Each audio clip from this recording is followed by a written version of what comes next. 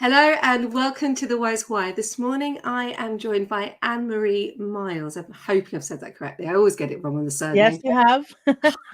This is a standard joke now, by the way, on The Wise Why, that I get to the surname and I go, no, it's actually a dyslexic thing. So I'm going to get it out of the way, that it's a fear that I have of getting someone's name wrong because I'm dyslexic. Oh, gosh. I know. So Well, you got that Annmarie, spot on. so Annmarie and I have known each other for about 18 months, and I have watched her journey grow. And she is a brilliant, amazing, multi-talented individual. But as usual, the show isn't about me. It is about my guest. So Annmarie, introduce yourself, and the bits that you don't want to talk about, I'll make sure we do. Okay. So my, as you can hear from the accent, I'm from Dublin in Ireland, and I'm the youngest child of a family of 8 children. We grew up in a household full of music and parties and gatherings. I've got 27 nieces and nephews, most of them living in Ireland, some of them in far-flung places, but most of them still back where we were all born and brought up. But I am living in South Wales. I'm married to Richard. Richard is a church minister.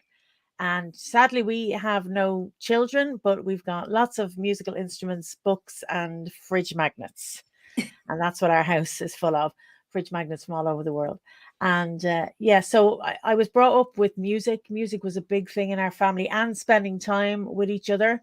So we still do spend a lot of time with each other. I've got 3 older sisters and 4 older brothers, and me and my 3 sisters, we do try and get together every so often. And I And love seeing that. yeah, I love the connection you have. So I come from a very extended family.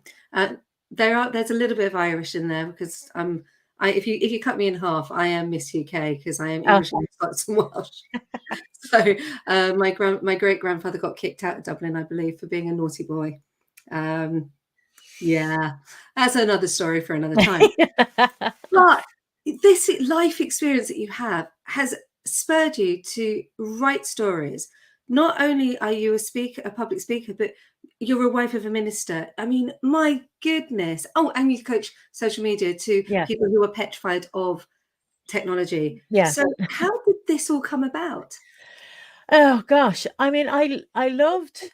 I started blogging years ago because I just when the whole blog thing was new, I started blogging because what I was at the time I was trying to lose weight. Now I've been trying to lose weight since I was about 12 years old, and it is a constant journey for me, an ongoing journey for me. So I started to blog about food and weight, and then I gave it up and I started again. And as time has gone on, writing has become more and more important to me. I moved into fiction then when I turned 40.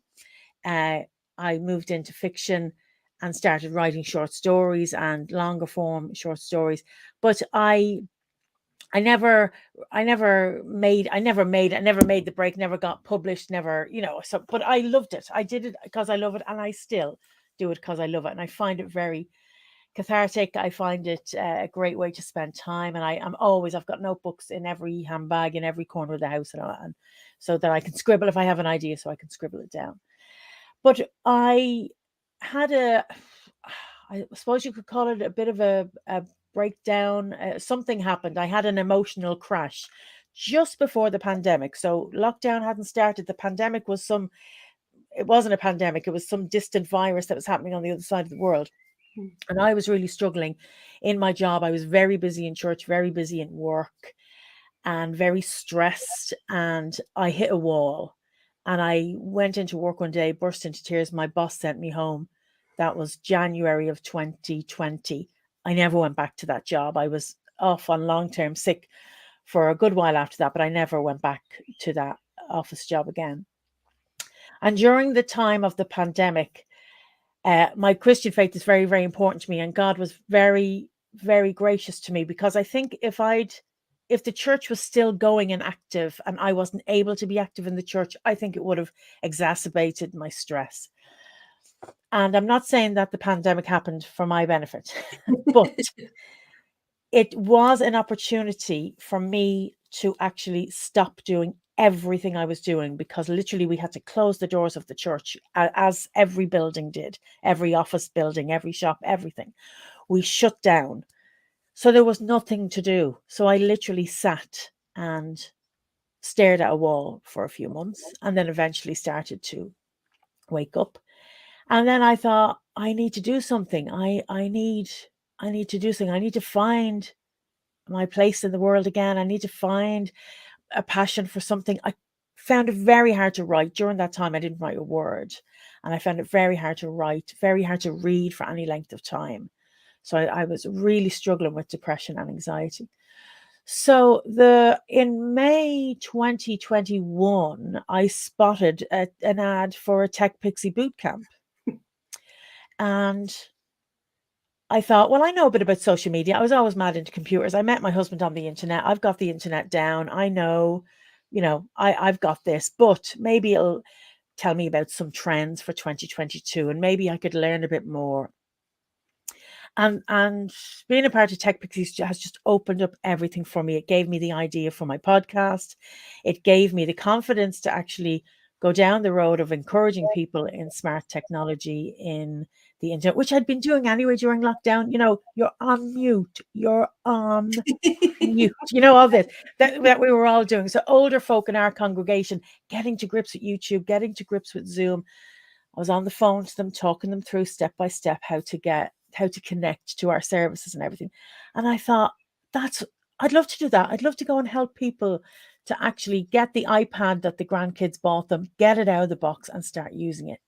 That's what I wanted. So I joined Tech Pixies, but as is the case with a lot of people who've joined Tech Pixies, it became so much more. It became this window to a world of opportunity and a world of my own potential, that there was so much more that I could do, hence the podcast and moving into social media. And then my desire to speak had always been there, because I was raised to stand in front of a group of people and sing a song. That's how we were raised. So all of my brothers and sisters were all pretty confident in all of that stuff, because my dad would say, right, stand up straight, sing a song there, So, and we'd all stand in front of Granny and sing for her. So that standing in front of a group of people, it's, for me, it was a natural thing to do.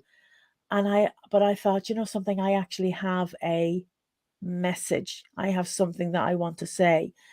And it was basically, you are worth working on. That there's a quote I've seen before, you are the most important project you will ever work on. And I remember reading that and going, that is my message. I've struggled with my weight since I was a preteen. And sometimes I start my diet again, or start my healthy eating plan again every Monday morning. And if that's what I have to do, then that's what I have to do. And I am worth doing that for. And so the last couple of years have just been amazing. They've opened my eyes, not just to the potential that's out there, but the potential that is in here.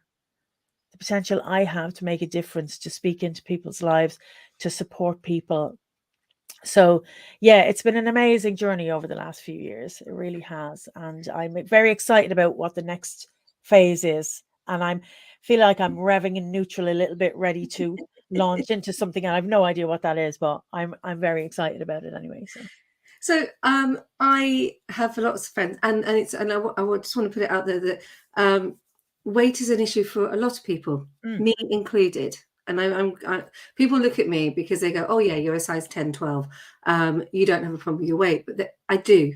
I have a massive problem with my weight because I was a dancer and I struggle to wear a leotard, because when I put a leotard on or a swimming costume on, I immediately feel I am humongous. When I look in the mirror, what I see is not what other people see. I see the girl that I used to be when I was dancing. And of course, I was training lots. I was at a dance school. So I was training. So I was very, very slender and very, very fit. And now in my head, I'm humongous. And I come from a family that have always struggled with their weight, apart from my dad. My dad's tiny. But weight is something that we shouldn't be judged on. No. When you look at somebody, they could have easily have been or struggling with an eating disorder. And it could be, I've got friends who are bulimic. I have got friends who have gone and sadly are not here today. And it does still hurt because anorexia took their lives. So your podcast is incredible. I'm just going to put the ticker tape on so people Sure. can have a look at it, which I don't normally do. I'm hoping I can do this. Yay. Oh, there it went. It was there. There we go. Because I love the fact that your podcast is incredibly positive. Mm. And it's for everyone. So I've deliberately put this on today because I know it's a really difficult subject to talk about, but I wanted people to be able to know where to find your podcast and what is it called? It's called Words, Wobbles and Wisdom. Because I'm a writer and I love to write, and I wanted to bring some of my writing about the weight loss journey into it. And wobbles refers to the physical wobbles, but also the emotional wobbles and the mental health wobbles, that overeating and compulsive eating and that kind of guilt that we feel about it and all that. I wanted to bring all of that into it. And the wisdom, because I'm a Christian, I find my wisdom in God's word, in the Bible. So I do bring that into it as well. I don't preach sermons, but that's where I get my wisdom from. So I wanted that to be part of it. So that's how I came up with Words, Wobbles and Wisdom. And that's the title of it. And it's interesting what you say about you and your size and your weight, because I would have always thought that anybody who was, any way skinnier than me had no business complaining about their weight. That's how I used to feel. And I have nieces, who've had children and they want to get back into the shape they were before they have their children. And inwardly I'd be going, oh, gosh, I would die to be your size. Stop complaining, stop whatever. And over time, I have come to realize that this is an issue that most women face. It doesn't matter. I know people who are only like literally 3 or 4 pounds away from their goal, and they have been years trying to lose that last 3 or 4 pounds, and they just can't get it off. And it consumes them, and it ruins their day and ruins their weekend and ruins their trip to the wedding and all of that stuff, because all they're thinking about is that 3 or 4 pound. And I suddenly realized, and I wish I could remember which episode it is, but I talk about that kind of huzzah moment where I thought, this is not just my issue. This is not just an issue for the big girls. This is an issue for lots and lots of people. I have men who listen to the podcast who have no weight on them at all. And they listen because they have a thing in their lives that is not about food. It's about something else that they wrestle with and they struggle with. Well, food's really powerful. And this is one of the things, I mean, I can't go into why I know about this, but food is one thing we can control as children. It's the one thing that we can ask we want, or we can say, I don't want. And, if you saw my underwear drawer, I'm not going to believe I'm going to say this, you would find things that are there for my fat days, for my days where I've got to go out. I have a dress in my wardrobe that I bought a month ago, and I put it on to wear somewhere, and I haven't worn it yet, and I am going to wear it, and I've got a target for when I'm going to wear it, when my stomach is flat enough to wear it. What is that about? I know. So I don't want to just bang on about weight, but I do think it was important that we shared the fact that it's body positivity is something that I struggle with, but I do say to myself every morning, and I do look at myself, and my husband goes, you're not fat, you're tiny. And I said, we don't use the word fat. And he goes, oh, for goodness sake. He said, but you used it on yourself. And I go, yep. So I want to talk about some of the stuff that that internal voice. Yeah. Have you got a way to switch it off yet? Oh gosh. Well, one of the things that I do is actually, this is a podcast episode. Don't listen to yourself, talk to yourself. Because I have a constant running narrative going on. It's always running. Now, I am getting control of it slowly but surely. But like 12 months ago, 2 years ago, I would have had this constant running narrative. You're big, you're huge, you look ridiculous in that top. You're this, you're that, you're the whatever, this constant thing. And I would try and ignore it, and I would try and block it out, and now I talk to myself and go, do you know something? You're doing great. You are doing great. Like in 2012, I was 24 stone. I was 2 pounds short of 24 stone. I'm doing great. I'm 51. I'm probably healthier than I've ever been, even though I've still got loads of weight to lose. I'm probably mentally and emotionally healthier than I've ever been. So I talk to that and I contradict that running narrative. And that's how I deal with it. When I hear it, I go, no, no, no, no, no, no. You're doing great.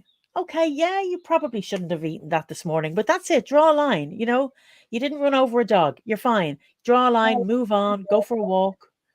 And I think it's that uh, positive and what's the word I'm looking for? Proactive mentoring of self that I find really, really useful. I think we do need others to speak into our lives. I think it's great to get help, and I am getting help at the moment. I'm having some therapy and some nutritional coaching with someone at the moment, and it's really, really helping me. But that's the importance of self mentoring and actually finding the value of yourself to say, do you know something, you are worth working on. You're worth being gentle with. You are loved. You were created by God. You are loved by Him, and you are worth working on. And I find just speaking to that rolling narrative tends to quieten it for a while anyway. I love it. Thank you so much for sharing that. So I want to know about who's inspired you. I'm, oh gosh, I'm very inspired by my family. And even though, they're not perfect, nobody is. I have found my mother and father raised, their 8 children. They both worked, and my father's work ethic was, get up for school, get up for work, and well, if your leg fell off, well, then pick it up and go to work. So, So he was very, I'm laughing because I'm like going, I'm hearing there's so many similarities here. I should you don't meet my mum. yeah, yeah, yeah, yeah, yeah. Just, and if we were sick off school, mom would have to hide us till dad went to work if we were still in the house, because he'd go mad if you took a day sick off school. It didn't matter how sick you were. But so yeah, so I find, my older sisters have been, they kind of part reared me. My mother was 41 when she had me, and I think, I was number 8, and I think she'd had the guts full of the child rearing, and my older sisters were young mums at the time. So I spent as much time with them as I did at home. So they've, and still do, pour in to my life, and they're really instrumental in keeping me in clothes and keeping me in treats and stuff like that. They still spoil the baby of the family. Oh, Another person who I don't have anymore in my life, and I only knew him for 3 years, was my father-in-law. He was probably the nicest Christian man I ever met. A very godly, very gentle, quiet, but just faithful man. He had been ill and was recovering from an illness when I met Richard and got to know him. And he died about 3 years after I met him.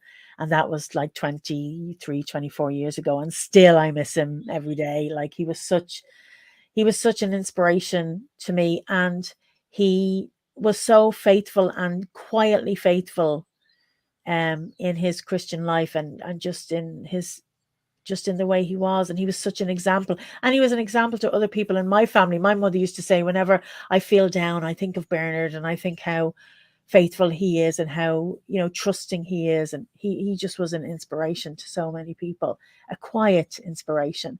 There's no plaque with his name on it anywhere, but yeah. he made a massive difference to a lot of us in the family, and we miss him still. 20 odd years later, we miss him terribly. So Oh, for me, it's less kind of the big names that everybody would know, and more people that have spoken directly into my life, and people who've impacted me. I have to mention Joy Foster, who is the head of Techpixies, because she's just so super generous. And Techpixies, as like I say, has just opened a massive door of opportunities and belief in myself. And it's so much more. I mean, it's social media coaching, but it's so much more than that, and very quickly became a lot more than that. It's a wonderful community of women who are supporting each other. And yeah, so it's, yeah. I think It's it's in. people I've had one-to-one connections with. Yeah, I was going to say, I think what's really special, I've got to know you over the last 18 months or however long it is, and I've always seen that you lift people up. And even, I think we've all had moments. I mean, the pandemic was particularly difficult for me. I've been where you are, with where you've walked into the office. In fact, I've done worse than that. I was at a work do and Oh had one gosh. extra glass of wine and turned around and could not control the tears that were in my Oh eyes. gosh. And my colleague, John, Mr. Hill, who grabbed me and went, "Go to bed now." No, I Yeah. hadn't actually drunk. It wasn't alcohol. It was purely, I was so at the end of my rope. I was exhausted. I was trying to balance the life and mum and the expectations of work, and the work was only supposed to 3 days a week, and this is not a critique of the job at all. I loved the job, but it had gone to 5 days a week, but I was trying to cram it into 3 days a week. So on a Monday and a Friday, I was putting my daughter down for a nap and then having to pick up work to get it done, working till 11 o'clock at night, and I was completely burnt out, but I didn't recognize it. And then things happened in my life which then allowed me to go off and do well, eventually launch this. But the pandemic meant that I went backwards and I stopped being a worker. I stopped working and went back to being a full-time mom. And my depression levels were through the floor because I really struggled. I was really lonely. My husband was in his office 24, pretty much locked in his office, having to work. And all I had was my 3-year-old at the time, which sounds awful. I had my 3-year-old, but I had walks and walks and walks, walks and walks. But isn't it interesting? Because I think for many people, what they do is very defining, and it's not a huge problem until you lose the thing you do. And suddenly, who am I? Because I always wanted to be a mother, like say 27 nieces and nephews. And that when we were married, I was sick and had to have surgery, and that was it. So it wasn't like years of longing and waiting. I had surgery, and that was the end. It was over. And I remember thinking, I don't know who I am. I don't know what I'm going to be. And when there's something in your life that defines you, or that that you feel, or this is the thing I am, this is the thing I do, and that goes, we can feel very lost very, very quickly, can't we? Yeah. And my journey to motherhood has been fraught. It wasn't easy, and it came with a lot of barriers.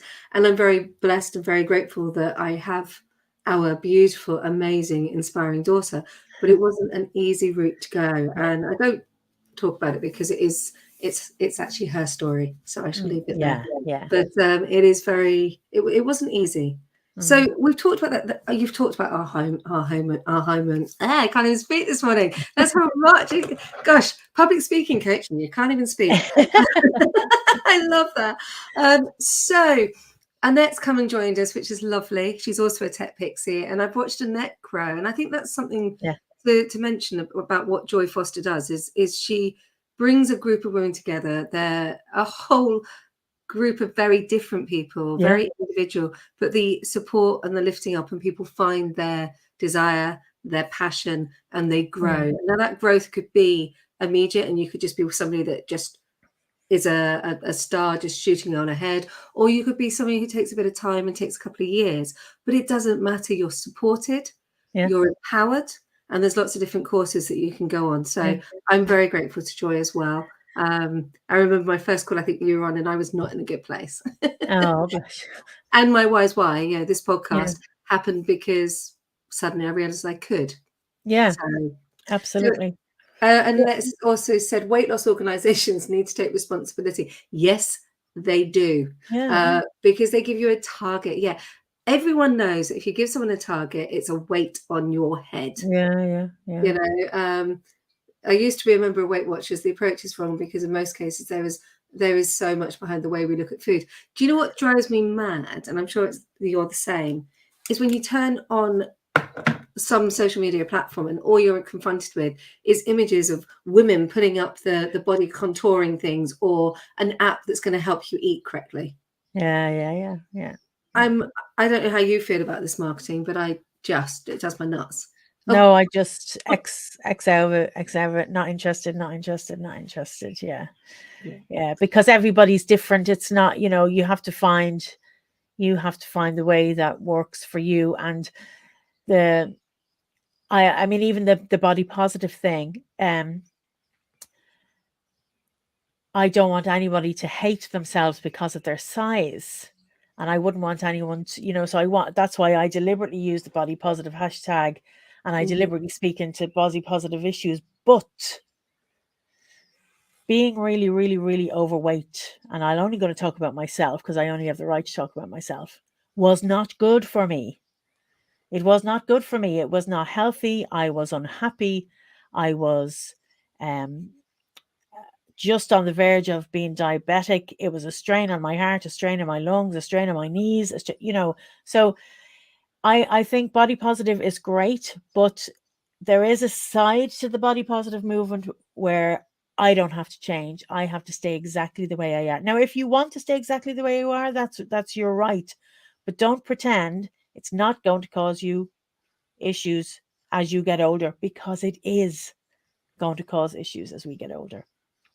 That's really And powerful. and I think that's one thing that's kind of I've woken up to that a little bit, is just the other side of the body positive movement, that yes, you are beautiful. I follow some really, really big women who demonstrate fashion, for plus size fashion and all of that stuff, and that's wonderful. And they are some of them are part of the anti-diet brigade, and I'm part of that too. Diets, I'm fed up to the back teeth. I've been on them since I was 12. But don't pretend that this is not an issue, that this is not a strain on your heart, a strain on your symptoms, a strain on your system. And that as you get older and other people are going to need to care for you, it is going to get harder and harder and harder and harder to live your life, to stay alive. Because most people on the high end of weight, their heart just can't cope with it. So I want to be gentle in that and be humble in that. But I also feel that side of the body positive movement needs to be addressed. Thank you for So sharing that. I really, really value what you've just said there.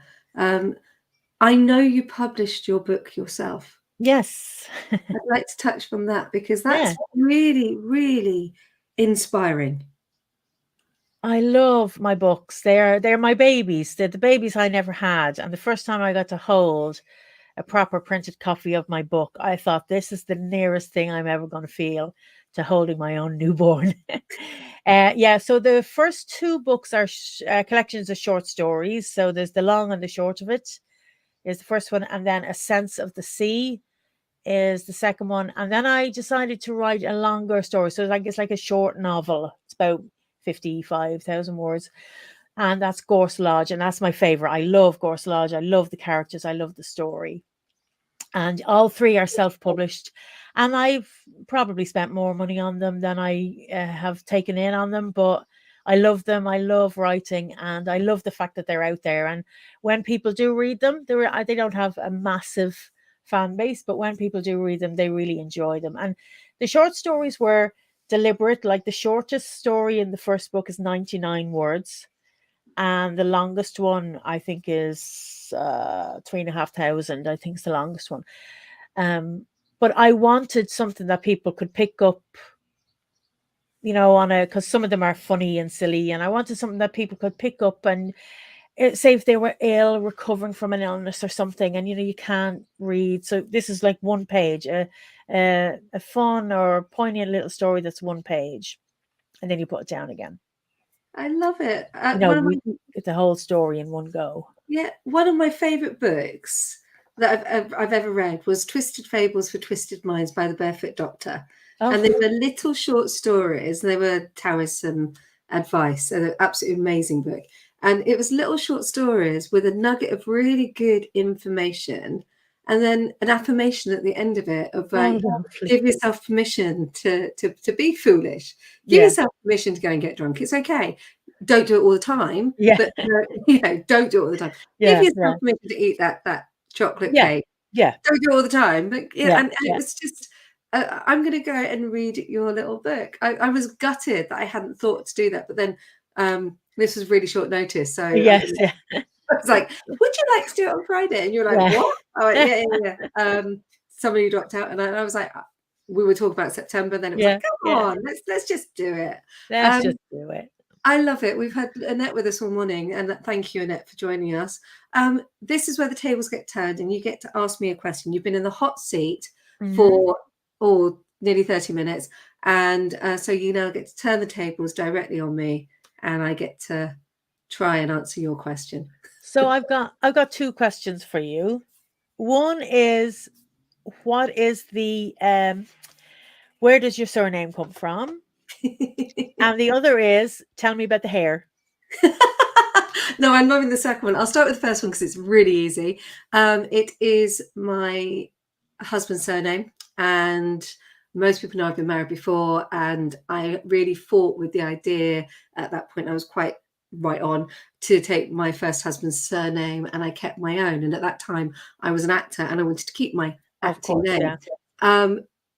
But my surname was, as my childhood surname, was unique. There was only at one point one Kirsty Elkin, and I really loved that because, you know, no matter in the world, there was only one Kirsty Elkin, and it was really, and I love that uniqueness. And then I met my husband, and obviously he is the love of my life, next to my daughter. Oh my goodness, I am the luckiest woman alive. So I took Dennis's surname, and he laughed and went, "Are you serious? It's Vandenbolk, and you'll be further spelling it." And I was like, "But I used to spell Elkin all the time. People used to write A-L-K, and it like, no, E-L-K." Yeah. So it was no big thing, but I absolutely love it. It also makes me the only unique, again, because there isn't one of me. I do think God decided to have a laugh on everybody when he chose to put my soul onto this earth, because I really do believe he went, yeah, this one's going to be a firecracker.